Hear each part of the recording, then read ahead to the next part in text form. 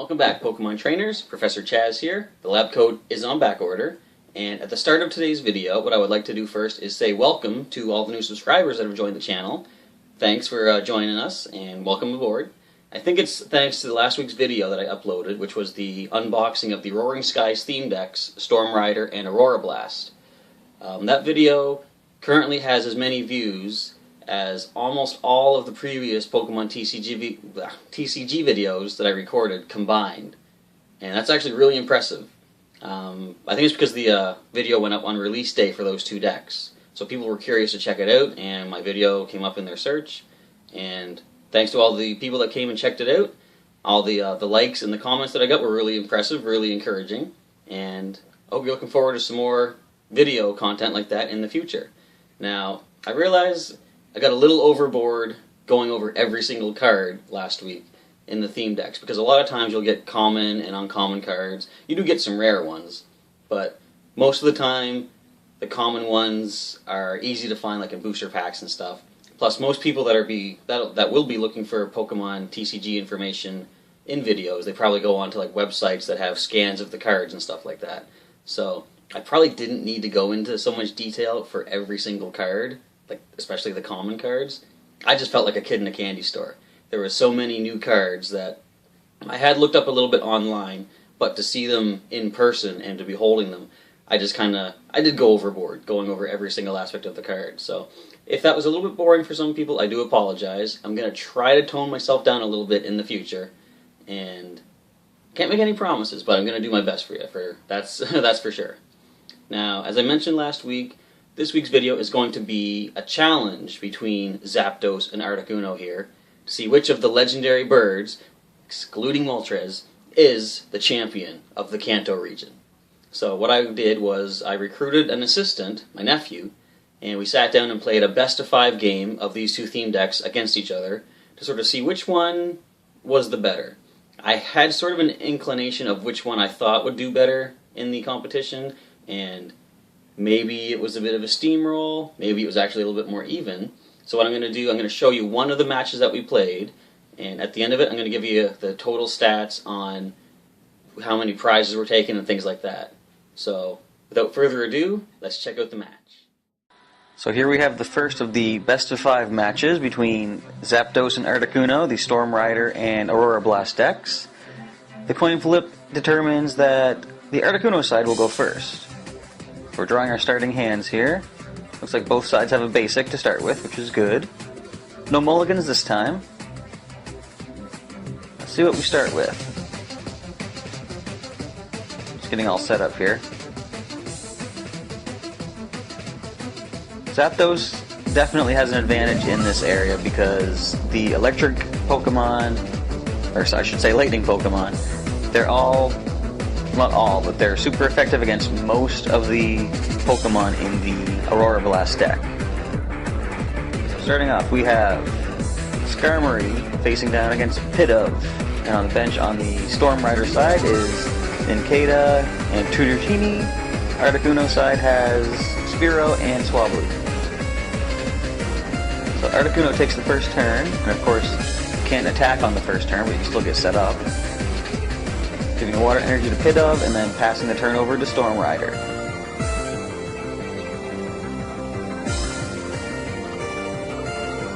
So Grass Energy gets attached to Skarmory in the active slot. Tierno is played. There we go. Let's draw 3 additional cards. We've got Switch, Cascoon, and Voltorb. Like a pretty decent hand for starters.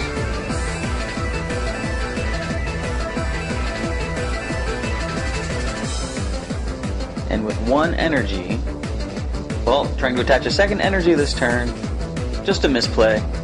It's taken back.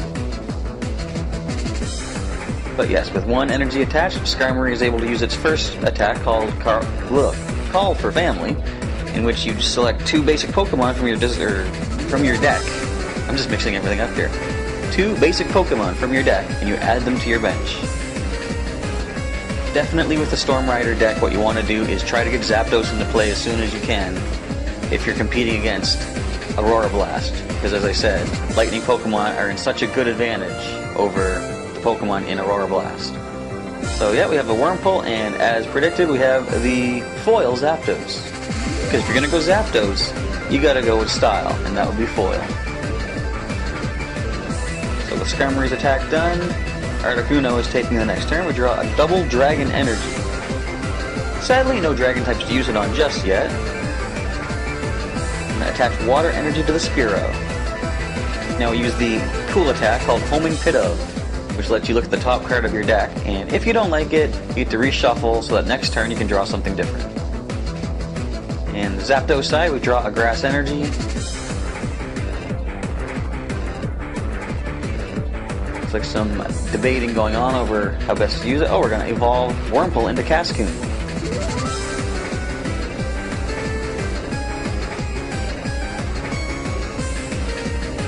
Grabbing the ever-useful Lightning Energy for Zapdos. Now, as Skarmory only has one energy attached, it can only use Call for Family, but with the bench full, it would have no effect. And now, Aurora Blast. So we're trying to decide on what to do here. I'm going to add another energy to the Pidove, because I believe we have an evolution in store. There's the Tranquil. The Tranquil has an attack for 2 energy called Fly, which you have to flip a coin. If heads, it does 40 damage and prevent all attacks done to Tranquil. But if you get tails, nothing at all happens. So we see Storm Rider building up on some more energies, trying to power up that Zapdos' Raging Thunder. And that's the end of that turn. So, Articuno, we draw a Victini on the side. Now, at this point, the Articuno side is having trouble getting the proper cards into play, so Tranquil will retreat. Victini will come up and be able to use its first attack, called Me First, which will let you draw a card. Looks like we just drew Salamence. Now, if only Bagon and Shelgon can get into play. So Storm Rider picks up the Pokemon Center Lady. And there's the double Dragon Energy attached to the Dratini, and that's the end of that turn. So we just picked up Winona, which will allow the player to search the deck for 3 colorless Pokemon. Doesn't say basic, doesn't say non-EX, just any 3 colorless type Pokemon.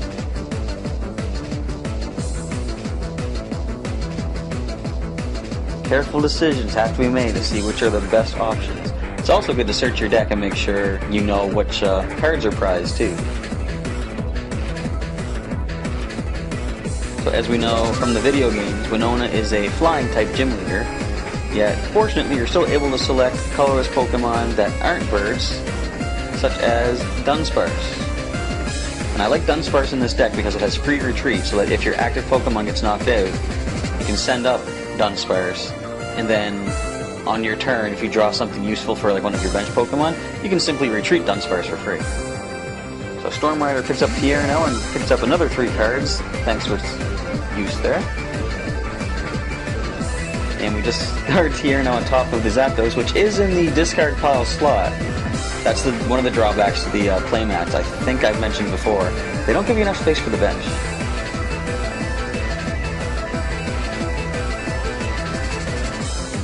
Alright, so we have the Ancient Trait Swellow in play with Delta Plus, which says if Swellow gets a knockout, you get to gain an extra prize card. And now, Victini does another Me First to collect another card. There's a lot of building up going on right now. I can definitely say, as the player on the Articuno side of things, I just wasn't getting the energy I needed. However, thankfully, we finally draw just what we could make use of, the Professor's Letter, to search for 2 basic energy cards from my deck and put them into my hand. Because it's time to get this game on the road here. That Storm Rider bench is looking a little too beefed up, I'm thinking. So we're going to add a Fire Energy to the Victini, so we can now start using Psybolt, which does 20 damage, and if you flip heads, which I did, the target becomes paralyzed. Of course, as a Pokemon is paralyzed, it can't attack or retreat. And at the end of the turn, paralysis ends and it goes back to normal. So start of the Articuno Aurora Blast side. Just getting some more energies. We're going to start powering up that Swallow to see if we can make use of Delta Plus. So I'll go for another Side Bolt for another 20 damage and another paralysis. Getting kind of lucky with the coin flips ever since that fly attack failed. So Zapdos is gaining another lightning energy, which means it is powered up for Raging Thunder now. And there's the switch card. Allows the player to switch their active Pokemon with one of their bench Pokemon, in which case that's going to be that Zapdos.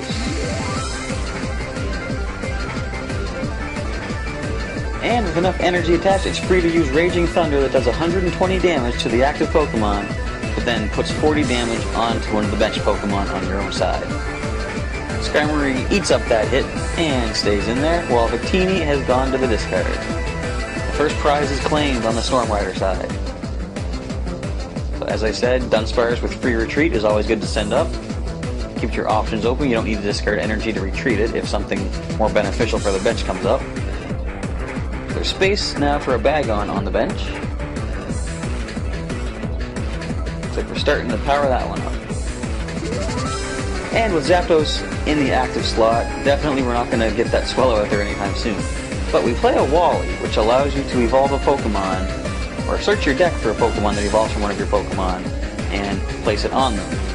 Now with Wally, it's always, as I've said before, it's always useful that you can use Wally to evolve a Pokemon on its first turn in play, whereas normally there is a one-turn delay on evolution like that. So we already have we have Shelgon ready to go. So it looks like we're sending up a Pokemon just to take a hit, because we want to get the Salamence ready to go here. On the Storm Rider side, we go for a Raging Thunder, which does double damage because of the weakness, so 240 to that poor little Tranquil, while Cascoon takes the 40 recoil. It's another prize for Storm Rider, and Dunsparce comes back up once again. We've drawn a Pelipper, which currently isn't that useful because we do not even have Wingull in play. But we've added another energy over to the Shelgon. With the always useful free retreat, Spearow is going to be the next one to take the hit. It almost seems kind of sad to have to keep using Pokemon as sacrificial lambs like this, but sometimes that's what you gotta do. You're trying to power something else up on the bench, and you don't want it to go down too soon. You just gotta have, basically, shields. So another 240 damage, but the recoil has been done to Nincada, which only has 40 HP. So the Articuno side just gained a prize off of that. So Zapdos getting a little arrogant on its side, thinking it can take risks like this.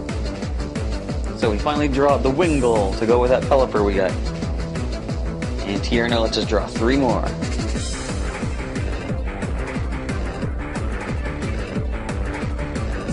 So I believe it's time for the heavy hitter of the Aurora Blast deck to finally come into play. First we place the foil Articuno on the bench, evolve Shelgon to Salamence, and attach the double dragon energy. And with all 4 energies attached, Salamence is able to use the Steam Blast attack, which does 170 damage, with the recoil of losing 3 energy cards attached to it. Or I should say 3 energy, because as you'll see, we discard the double dragon energy plus a water energy to cover that energy cost. But Zapdos has been taken down. One of the 2 big threats in this deck. And Salamence is still able to use Shatter, which does 60 damage for 1 fire energy. And here we see Storm Rider has just drawn Wally, which we're playing immediately.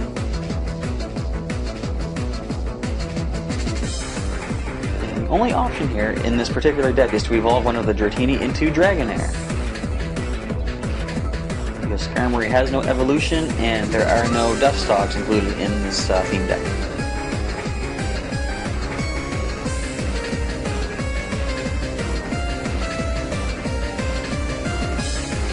We got a showdown of dragons going on here in the active slot. Meanwhile, the Dratini, or Dragonair I should say, on the bench is getting powered up with a double dragon. No, it had double dragon, now it has another grass.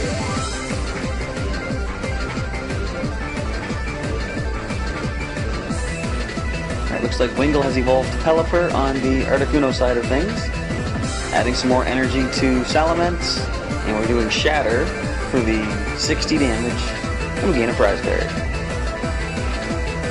So Dragonair takes the active slot with 5 energies attached. First up we get a Voltorb onto the bench.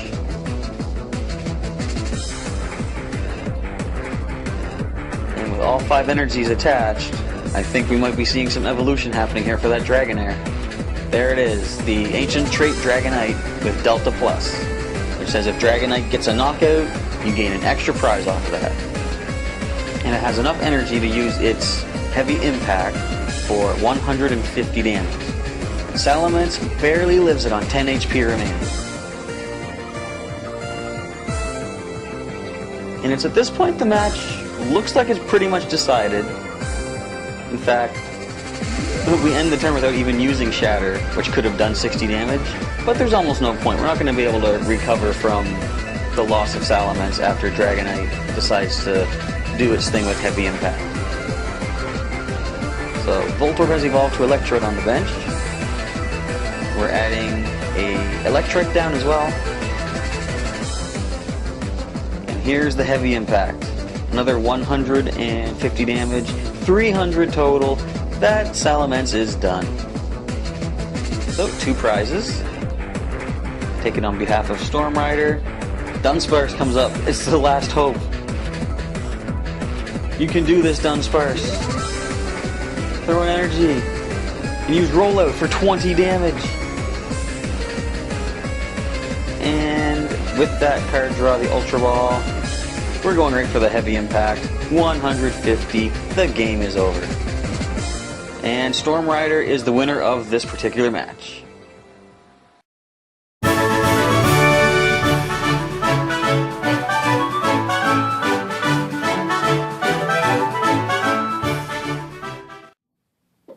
So as you can see, it was actually a pretty close match, closer than I thought it was going to be, but Zapdos and the Storm Rider deck comes out the winner in the end here. And I think it's because it seems like it's almost custom designed to be the perfect counter to Aurora Blast. Because first of all, almost every Pokemon in Aurora Blast is weak to lightning, which Zapdos just dominates in that area. And the other thing was, like, they have the Exeggutor in Storm Rider that does 20 damage times the number of colorless Pokemon your opponent has in play, all for 1 grass energy. And it's almost all colorless Pokemon in the Aurora Blast deck. However, I was surprised to see Articuno and his buddies hold their own to get actually 2 victories out of the 5. Now, a couple things you can do to sort of spruce these decks up a little bit is definitely Storm Rider could benefit from the Mountain Ring, which is a Pokemon Stadium card that prevents damage done to benched Pokemon.